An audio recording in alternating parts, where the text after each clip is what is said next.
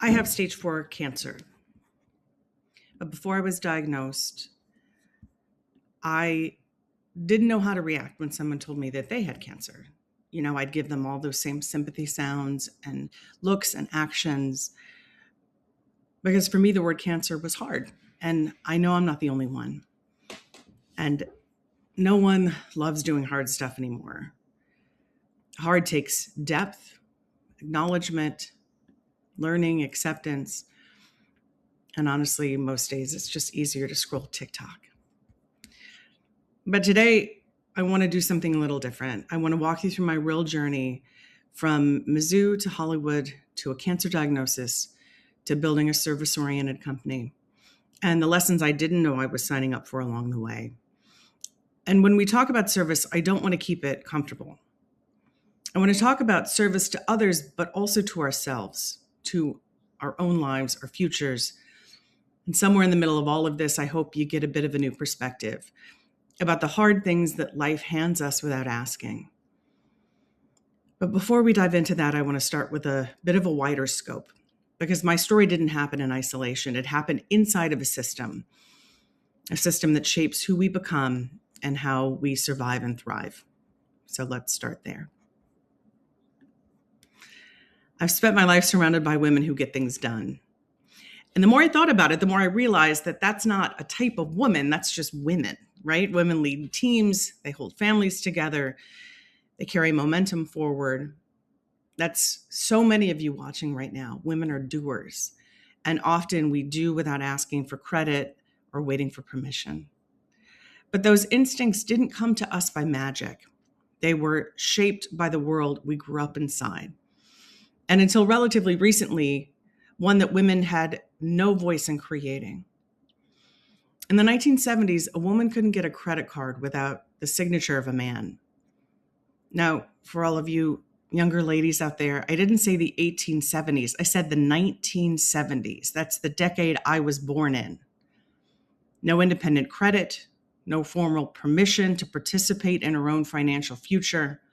Now, of course, women learned how to navigate anyway, right? To hold things together inside of a world that wasn't built for them. Your mothers and your grandmothers, maybe some of you watching, did this. But it has also impacted every single one of us, and that history matters. It doesn't just disappear. It just becomes what we think of as normal. Also, culturally, we have recently moved from the information age into the attention age. When I went to Mizzou, information used to be scarce, right? You had to look for it and verify it. I looked up my first Hollywood job and a book at Ellis Library on campus. But now information is infinite, right? We have the internet, we have AI, and what's scarce is your attention. So everything competes for it, not by being true, but by being inflammatory. In the documentary, The Social Dilemma, former Facebook engineers admit that the ultimate goal for their algorithms when they programmed wasn't wisdom, it wasn't community, it wasn't intelligence, it was engagement, because more eyeballs meant more money.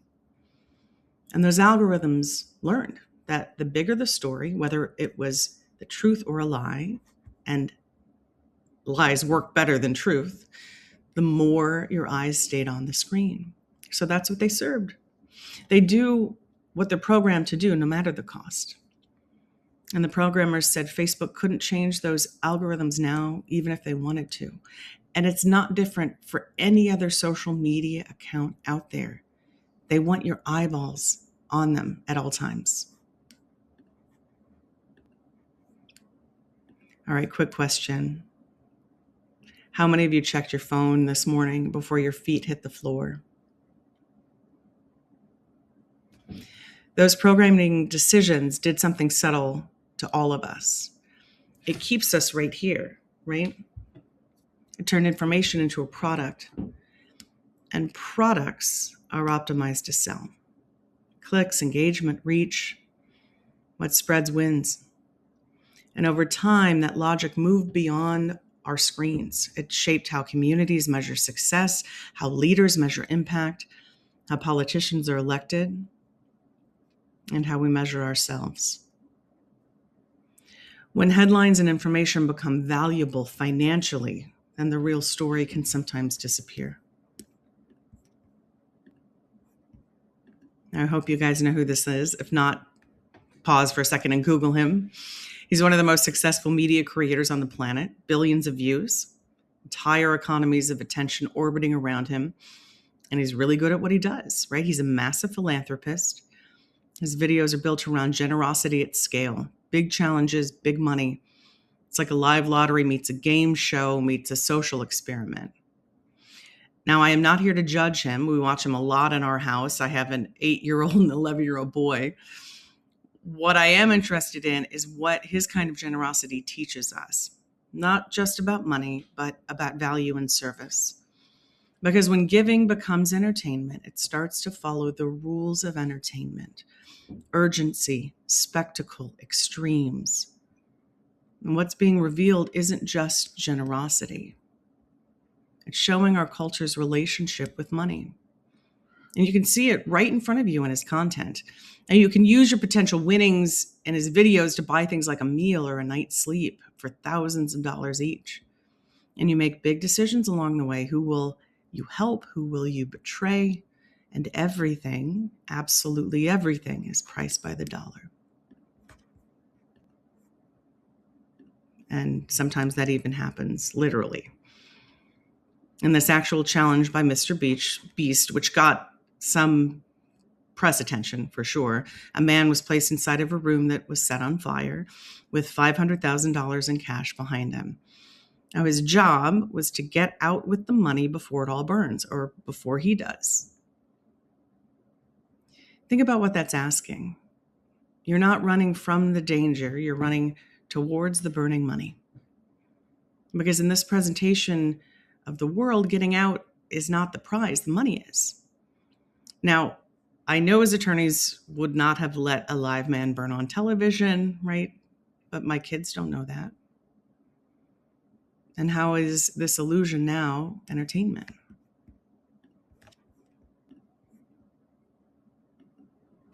When money is dangled in front of your face in this way, it quietly teaches us that money comes first, and you would do anything for it. What would you do for a giant payday, right?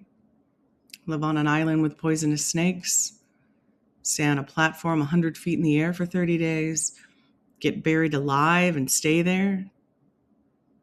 What would you do all of those things for, right? $100,000 more? Maybe the money will make everything better in the end. Or at least that's what we believe while we're watching it, right? Let's take another look at this for a second.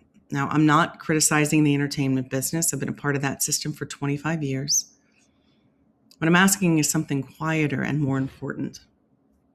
What does this teach us? What does this teach our kids, right? Constantly about value. Not just money, not fame, value. What is your sanity worth? What are you worth? To your parents, everything, right? To your friends, hopefully more than a good Friday night out. But here's the uncomfortable part. In the modern marketing system, you actually do have a value. And it's not philosophical, it's data-driven. And we, as marketers, know yours. If you're online at all, ever, your data exists. Who you are, where you live, how much money you make, what you buy, how often, at what price, what you watch, your habits, your patterns, your purchases. It used to be hard to get that information. Impossible, honestly. But then the digital world integrated and privacy quietly disappeared. And we did not stop it. Europe did. They instituted laws about tracking your information. But as a country, the center point of the internet, the inventor, right? The US didn't. And to us marketers, that data is value. And in a consumer forward world like the one that we live in, what your choices have given us as marketers, as businesses, is all the information we'd ever wanted. To us, that is priceless. Now, I personally was only selling you movie tickets, right? But what else have you been sold?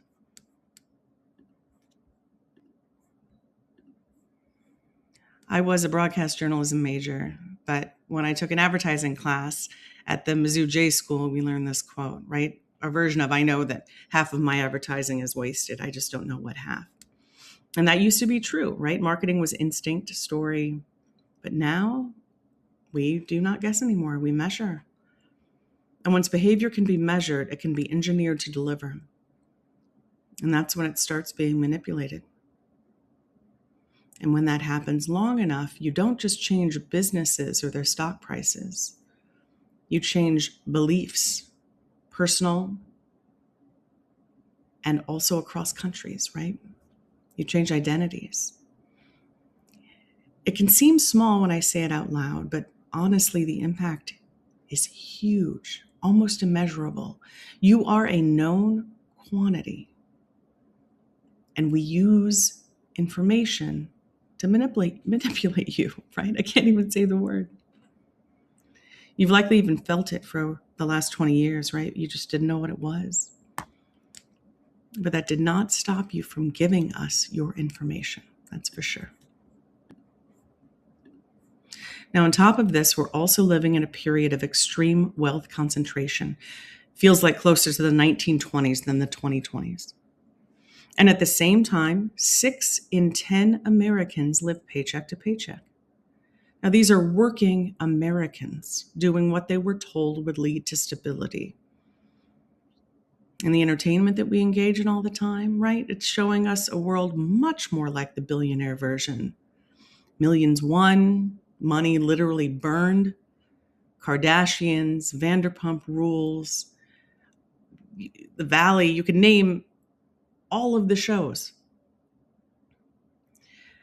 Prediction platforms as well, or as I like to call them, nationwide legal online gambling, like Kalshi, are booming. With people betting on things like who will win Survivor, right? Who will win the best actor Oscar? What is the biggest upset in March Madness, right? Or how many bridesmaids will Taylor Swift have? Because when traditional paths feel blocked, like working and saving, then speculation feels like a giant opportunity. Money is not something you build slowly anymore because we know it won't get you the American dream. Now the dream is something that you win. Sorry. The dream is something you win or that you minimize or that you take for granted, right? And when that framing takes hold, how you got the money really doesn't matter anymore. Now, I could go on and on about all of that for much more than the time we have for today, but I wanted to get you set up inside of the actual world we're living before I talk about my story inside of it, right? When I first entered the entertainment business, I thought I'd hit the jackpot. Celebrities, dinners, traveling the world alongside them. It was glamorous, and I was not watching from the sidelines. I had a front row seat. I've been to hundreds of premieres, met countless celebrities, sat next to them at dinner, from George Clooney to Margot Robbie, Sandra Bullock, Dwayne Johnson, Oprah. None of them will remember me, but I remember them, right? When I was 26, I sat at a dinner in Sydney, Australia, in a private room in an Italian restaurant with me, Keanu Reeves, Charlize Theron, and Carrie-Anne Moss. That was the entire guest list, right? They were talking about their home remodels and travel and their jobs, and saying I didn't fit in was an understatement, right? But that was my life. And celebrity interaction was never my end goal. At least it wasn't after the first few years. And once I understood that, I moved from publicity into marketing. And that's really where I found my stride. Marketing was creative and strategic, logical, but deeply gut-based. It sat at the intersection of storytelling and business, and it mattered, especially on the international side, which is where I focused, where big growth was still happening. And if we had tons more time, I could tell you stories that would make your head spin, right? But instead, I want to focus on one project, a recent one, a crowning moment in my career, and a massive lesson in my personal life. Barbie. I worked on Barbie across the full multiple-year global campaign. I managed our international markets with our teams around the world while sitting on the global executive marketing team in Burbank. Everything you saw about that movie before it was released was from the team that I sat on, right? We aligned strategy, messaging, and execution to help deliver that movie to audiences worldwide. all while protecting our filmmakers' creative vision. And that meant constant coordination while the movie was actually being finished, right? And constant motion. On Barbie, I was in meetings with the filmmakers, right? Writer, director Greta Gerwig, the cast, Margot Robbie, who was also a producer, Ryan Gosling, the CEO of Mattel and his team, our offices around the world. It was complex, it was high stakes, and it was happening all at once. And it didn't feel like a moment, right? It felt like a cultural movement. From the moment we put out our first look images, more than a year out from release, we knew we had something incredibly special. And for me, it became a perfect example of how professional success and personal cost can exist in the same breath. Now, Barbie was different. For 25 years, I'd marketed films mostly for male audiences as our primary audience. We marketed to 4 quadrants. We're a big movie studio, right? But even things like the Matrix movies, DC films like Superman, Batman, Ocean's 11, Godzilla movies, the Hobbit movies, Detective Pikachu, right? Even films with women at the center were sold more to men, like Wonder Woman, right? But Barbie wasn't. Women were not the secondary audience. We were the center. And that mattered to me. And it mattered to other female executives too. We were the ones with core memories of Barbie. Boys, like my twin brother, Matt, had hated Barbies and they pulled their heads off, right? That's what the male executives thought of Barbie, right? But women felt differently. And the movie wasn't selling Barbie's plastic perfection, right? These filmmakers delivered an honest reflection of the complexity of this doll with heart and humor. And for one summer, for me at least, the effort and the outcome aligned, and I loved it. And as an exec and employee, we really won big with that release, right? It's the highest grossing movie for Warner Brothers of all time, nearly $1.5 billion worldwide. And that meant something. And that meaning for me didn't stop at the job that year, right? It extended into what I'd always felt about being an executive and a working mother in Hollywood. That year I traveled every month. These are all pictures from my personal phone, right? New York, Mexico, Japan, Costa Rica, Australia, Missouri, Fiji, the UK. I was working constantly. I was raising my kids. I was showing up for my husband, my friends, my parents. And I was consulting and running 2 companies on the side as well. And that part is real. I was doing everything too much all the time.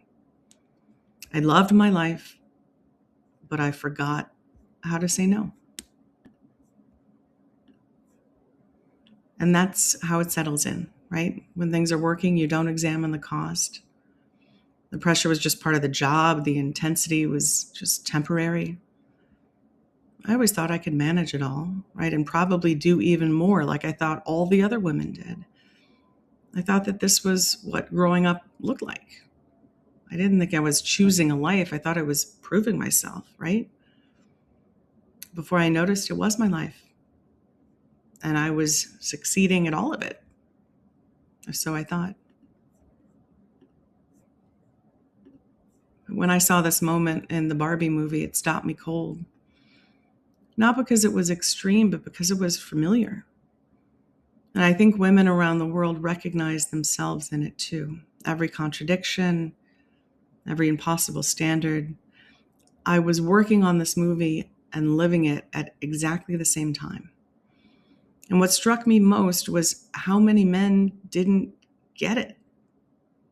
Because women still have to wear the home stress and the work stress and the stress, right? I was allowed to be a mother, a wife, a daughter, friend, and executive that I wanted to be. But the reality, the day-to-day of that was harder than I'd imagined. Just trying to keep everybody happy. I carried that tension because it had been normalized. That gap between what I knew in my body and what I thought I needed to prove is why this moment on screen really mattered, to me at least. So let's take a moment to watch. It is literally impossible to be a woman. You are so beautiful and That's so smart, and it kills me that you don't think you're good enough. Like, we have to always be extraordinary. But somehow we're always doing it wrong. Like, you have to be thin, but not too thin. And you can never say you want to be thin. You have to say you want to be healthy, but also you have to be thin. You have to have money, but you can't ask for money because that's crass. You have to be a boss, but you can't be mean. You have to lead, but you can't squash other people's ideas. You're supposed to love being a mother, but don't talk about your kids all the damn time. You have to be a career woman, but also always be looking out for other people.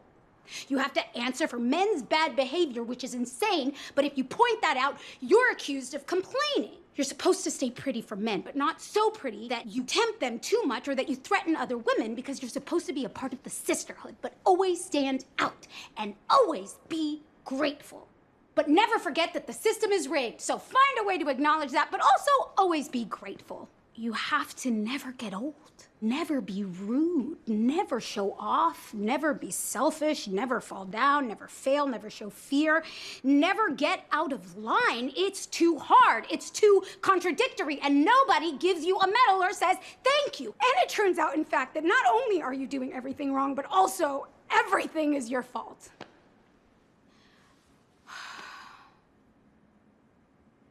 I'm just so tired of watching myself and every single other woman tie herself into knots so that people will like us. And if all of that is also true for a doll, just representing a woman, then I don't even know.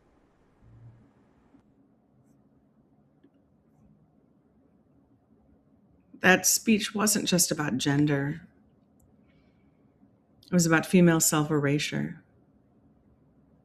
Women erasing parts of themselves, compromising the cores of themselves to just fit better in a room. I've lived there. The process of doing that was my normal, and I wasn't the only one. I've had the same conversation with so many other female executives, right? How do you balance? How do you spend time with your husband and your kids and still get the work done? How do you sleep? How do you work out? You think about the word hobbies and just laugh. The Barbie movie of all movies asked us, working women, to wake up.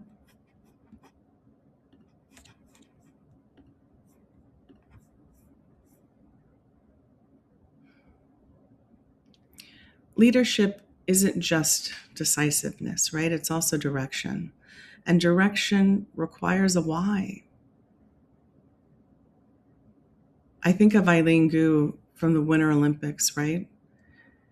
She was quite an eloquent, on top of it, woman, right? She makes like $20 million a year and she's only 22 years old. She doesn't apologize for being herself. She's doing what the system around her rewards, right? She's controlled her own brand, but unfortunately, brands are products and people are not. That said, she's not erasing herself, right? She's not trying to fit in. And she's creating something other people, especially other women and girls, can see. And to me, that is a service to women.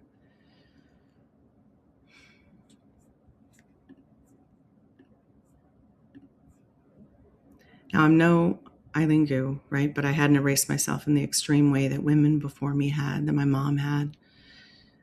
But I'd over-identified with my output.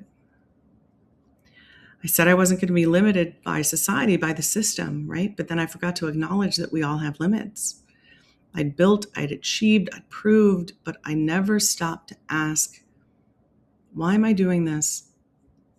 And what is it costing? So here's what I think many women, including myself, have never really been taught: how to stop ourselves. especially when we're maxed out, right? My mother's generation was taught to accommodate, to survive inside of a system she didn't design, to take a job that women did, secretary, nurse, teacher. But my mom taught me to have it all, right? Which meant I had to keep doing it all. I had to prove it, I had to earn it, I had to outwork it, and I did. But younger women, they're coming of age in a world of constant visibility, right? Where every decision can be documented, every mistake replayed. How do you find yourself when the world is watching 24/7? How do you build an identity when your inner life is constantly negotiating with your outer image? So each female generation carries its own pressures, right? Because none of us were taught how to pause before the pressure defines us. Because if you don't stop yourself, something else will do it for you.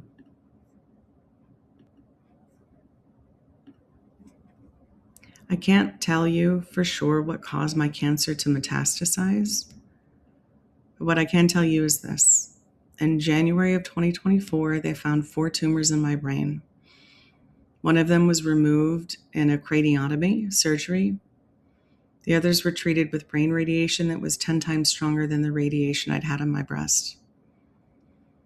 There won't ever be a clean answer for why, but I do know this. Ignoring my limits did not protect me. And working overtime was not resilience. And just pushing through didn't mean I was safe. I didn't know why I was still living after returning to work after breast cancer and after brain cancer, as if exhaustion was a virtue to continue what I thought success looked like.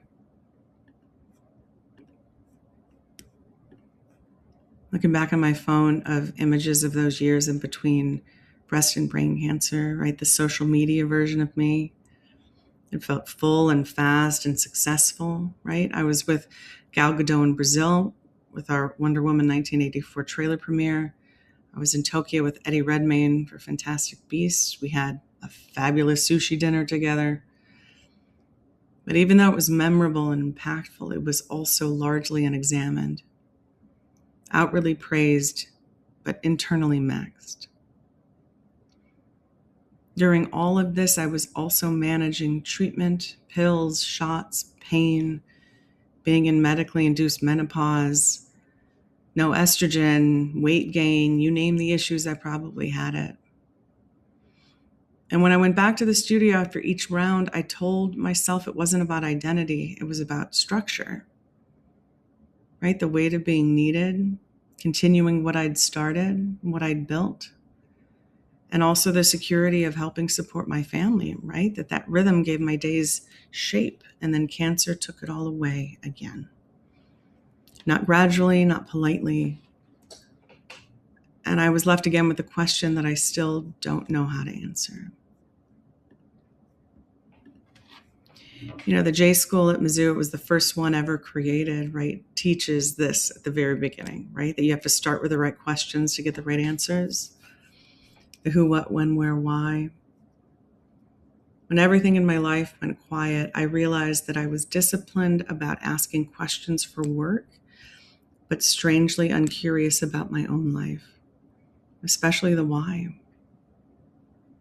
Why was I in constant motion and still feeling behind? Why was my body paying the price for a life that looked successful? What was the pace actually giving me, right? Not the outside version of me, but the inside one. So life answered some of those questions for me, right? My energy had always been an asset, but my health was a decision. And it took a tragedy for me to change it, not by choice, but as a consequence. I'm now on long-term medical leave. I closed one of my companies, right? No more consulting, no more constant motion. I sit on the bleachers during Little League season for my sons now. And I'm not watching from the sidelines of the outfield on a conference call. My 11-year-old loves sushi, by the way. He's from California. And for me right now, that's even more memorable, more impactful than any celebrity soiree.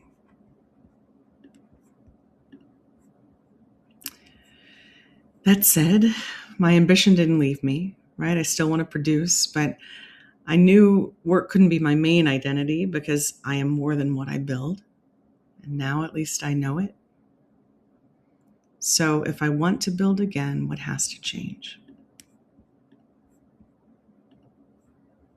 At least the choice is mine this time, right? I started again with a company called CaraKit. And for me, it isn't just a company, it's a correction, right? There are specifics to a cancer diagnosis, details, realities, logistics, right? But nobody really talks about them until you're inside the cancer bubble. So let me tell you what that moment was actually like for me, right? The diagnosis was isolating. I felt totally alone. My breast cancer was diagnosed in April of 2020, right when COVID started.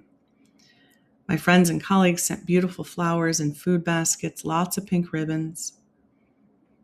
But I wasn't smiling at a 5K for breast cancer, hugging other survivors, right? I was counting how many minutes I had left with my kids. And that's what many women are like at the very beginning, right? A ship without a rudder. Imagine you're walking along. So I want to take a second and show you the first thing I made when I started CaraKit. Nobody else. Your friends and family want to help, but they've never been in this situation before, and neither have you. That's what entering chemotherapy was like for me. At least more than what the word cancer This is how CaraKit started. I read blogs and tried countless products and suggestions, discovering what helped with side effects. Imagine you're walking along, and a tornado picks you up, but nobody else. Your friends and family want to help, but they've never been in this situation before, and neither have you. That's what entering chemotherapy was like for me. This is how CaraKit started.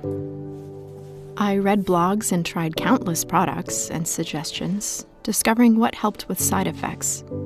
And when I finished surgery, chemotherapy, and radiation, I promised I would help other women caught up in their own tornadoes. That's what we do at CaraKit. We curate products from women for women. Then they're packaged with instructions and sent to those who need it most. CaraKit promises 3 things. Because we buy in bulk, our collection costs less than if you bought and shipped separately. Products are expertly curated so that only the most helpful ones are included. Gifts are always useful, luxurious, and comforting, like a big warm hug. And purchasing is easy, so friends and family can give a group hug too. Thank you. Just click and enter your info or your recipient's email. We'll do the rest. We're sorry you or your loved one is going through this, but you're not alone. CaraKit can help. Learn more at carakit.com.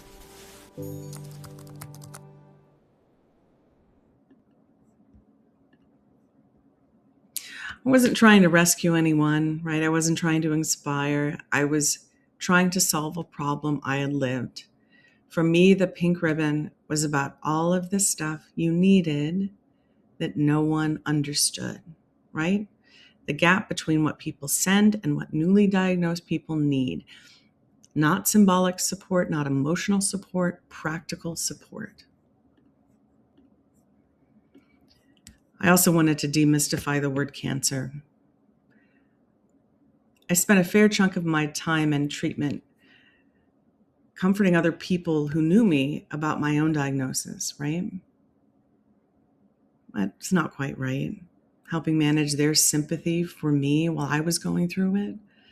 Too many people have this disease for that to be happening, right? 2 million people a year are diagnosed in the US. You probably all know someone in your life who has been diagnosed. And many of us, thankfully, are living longer and more successfully than ever before. As of January 1st, 2025, about 1 in every 18 Americans was a cancer survivor, right? And by 2035, that number is projected to exceed 22 million. This is not the 1980s puking over my carpeted toilet cancer anymore, right? Mine now is a chronic condition. Stage 4 just means cancer has moved. Yes, I'm in treatment, a lot of it, but I'm also able to be me, right? To build a future. And I wanted to access the same strength and intelligence that I'd used in boardrooms to change people's perspectives, right? But in a balanced way this time. So with all of that, I started building. At CaraKit, we curate treatment considerate essentials because the night before chemo, you have to pack up your bathroom. Truly, right?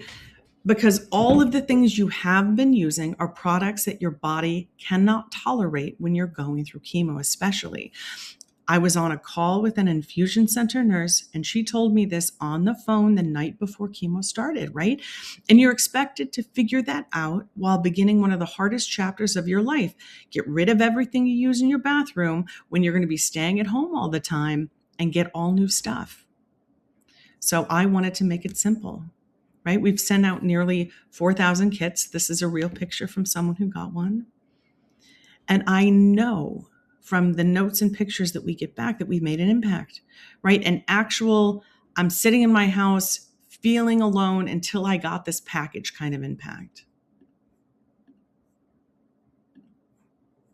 Now, you may not think this is revolutionary, obviously, but I do, because here's what we do differently. We've designed colorful boxes inside and out because we want these gifts to bring joy, and Amazon brown boxes do not do that. All of our boxes have information cards like the one that you see here. Because when you hear the things we include as a regular person, they don't seem that special until you know, right? Our starter kits have things like Epsom salts for post-chemo magnesium baths that you need, right? Socks with grips on the bottom in case you lose your balance. They're super soft, but they're also super important to have. We do hydration drops because chemo makes water honestly tastes like metal and you don't want to drink it. But you're also severely dehydrated because that's what it does. So you have to drink water. So hydration drops pack more of a punch.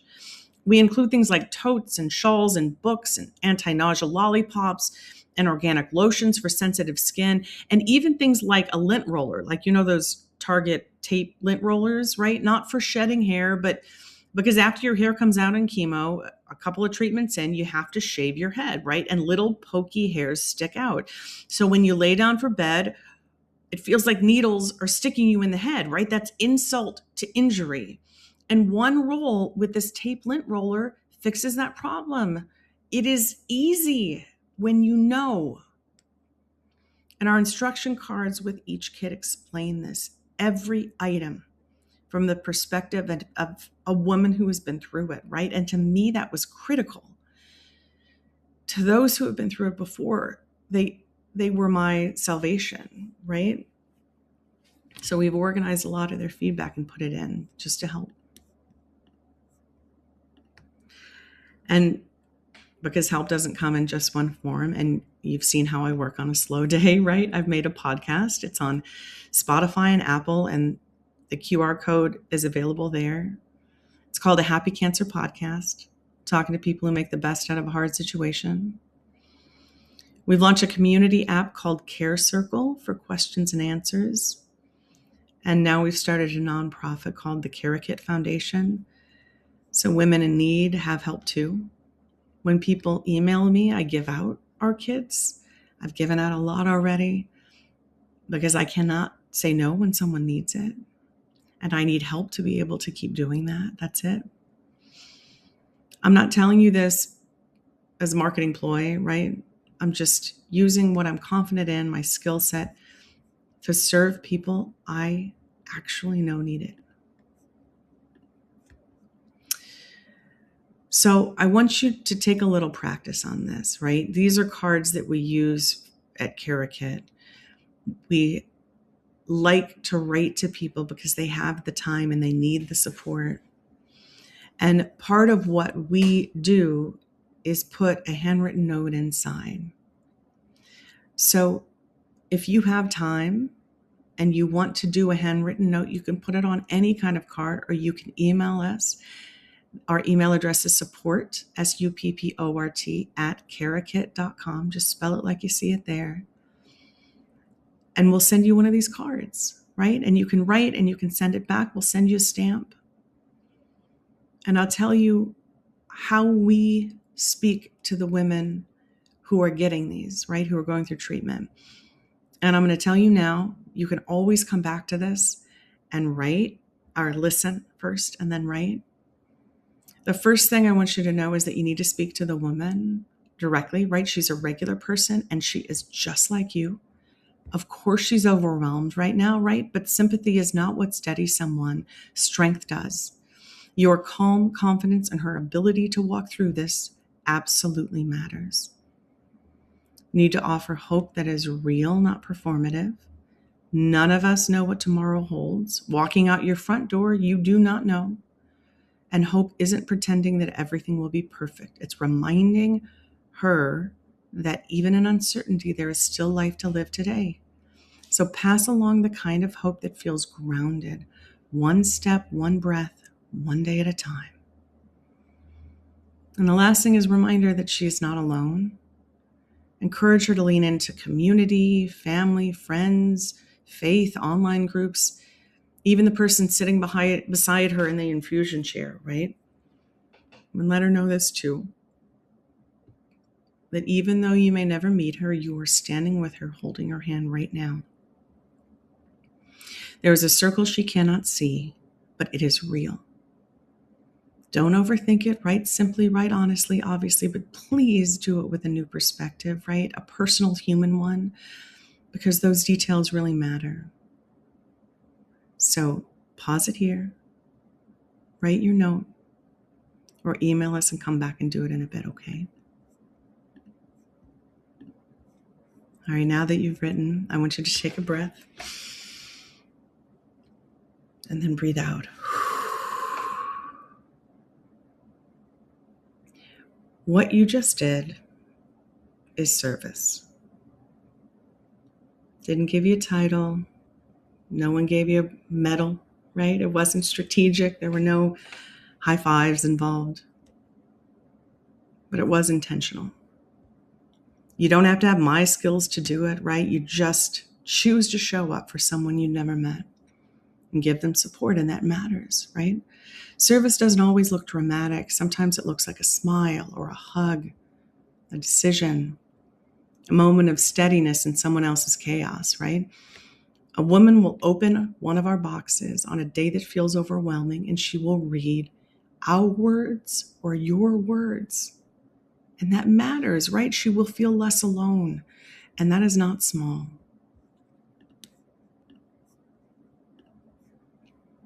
Over the last 5 years, through struggle and uncertainty and movie magic and the toddler years of my kids, right? I built CaraKit the way I had built everything else in my life, fully, completely, without a safety net. And today I stand here with you, or sitting actually, but differently than I ever have been before. Not because everything is solved, but because I'm trying this time to do it with balance, right? To help others and to consider myself too. You know, something inside all of us whispers direction. And I'm here to tell you today that that whisper matters, right? Do my choices match my values? Does what I build leave me intact? That to me is wealth, right? Something given only to you. It's not something we can track as marketers. It doesn't have the scale of the Barbie campaign, but it does give alignment. And to me, that is value. I've worked in a world with a lot of money, and here's what that proximity taught me.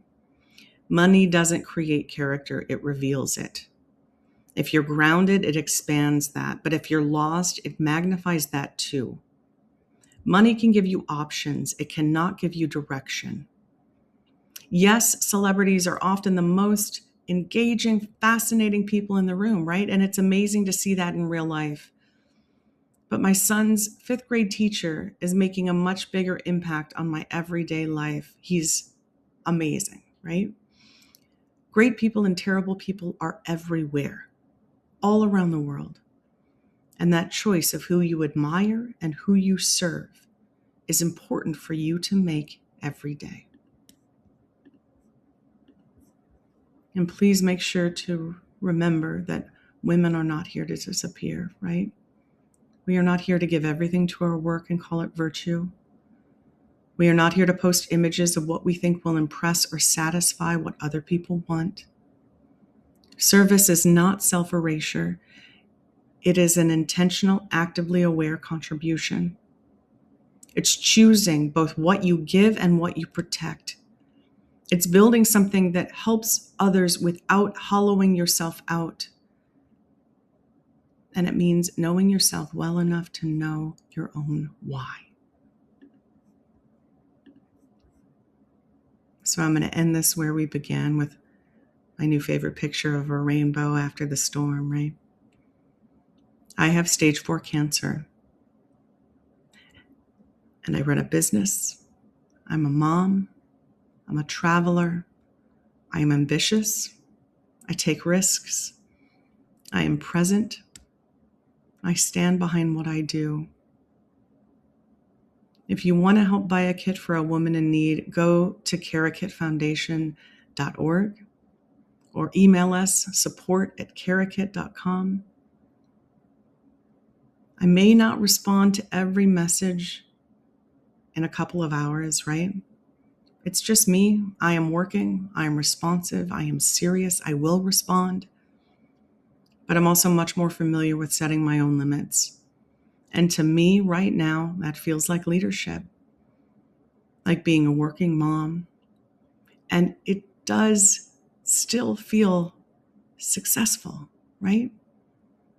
Like I am having an impact. And to me right now, it definitely feels like service.